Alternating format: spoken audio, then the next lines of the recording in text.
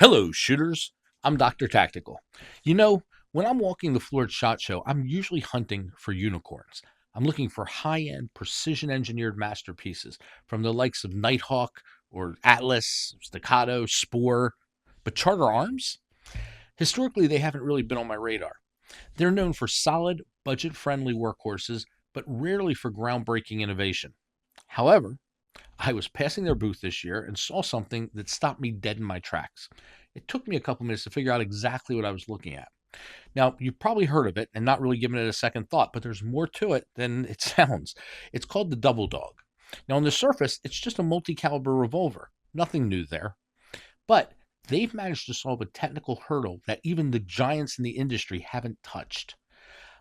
I had to get the camera out to show you because this is something I've never seen another manufacturer pull off, and I got to share. I'm Dr. Tactical, and the doctor will see you now.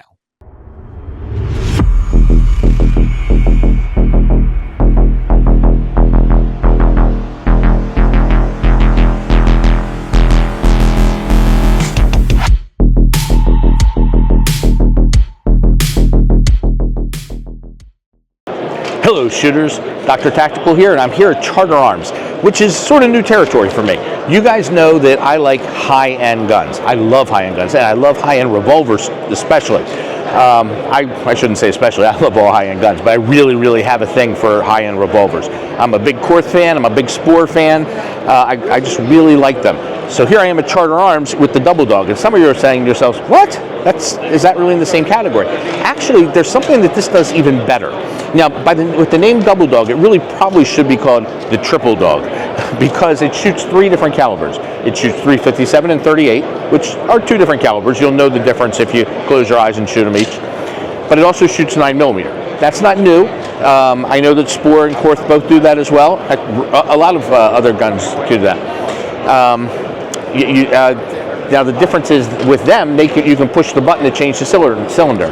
You cannot do that with the Double Dog here, the Charter Arms Double Dog. It has a screw, and you have to unscrew it. But here's where it gets interesting. The cylinder for the 9mm it's hard to see, and I'll get some close-ups of this and put it in, but it has a little patented ledge. And what that does is it allows you to put the 9mm directly in without the use of a moon clip. That's a big deal because all the other guns I named, you really should use a moon clip if you're doing 9mm. In fact, even if it has a designated 9mm cylinder, like Ruger, for example, you're going to want to use a moon clip. But with this little ledge, it makes all the difference. Now, that's not to say you can't shoot 9mm in a cylinder that doesn't have one of these without a moon clip, but you run the risk of your brass sinking in, which could keep the firing pin from hitting, or at the time of firing, you could have a difficulty, actually after firing, getting the casing out.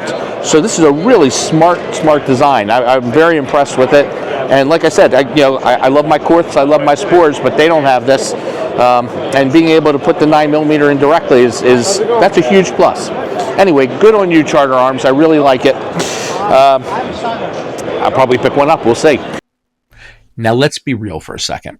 Innovation is great, but execution is everything.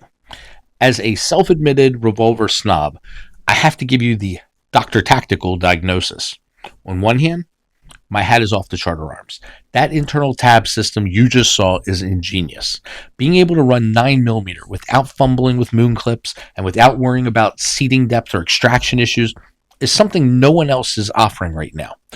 But I have to ask you, would you trade a match-grade trigger for the convenience of never touching a moon clip again? Because the Double Dog still has some fleas. And by the way, there are times that I actually like using moon clips and prefer moon clips. And this particular revolver does not accept moon clips, but I'm sure that can be rectified. Anyway, using a screw to retain a swap-out cylinder assembly in 2026 is frankly cumbersome and disappointing.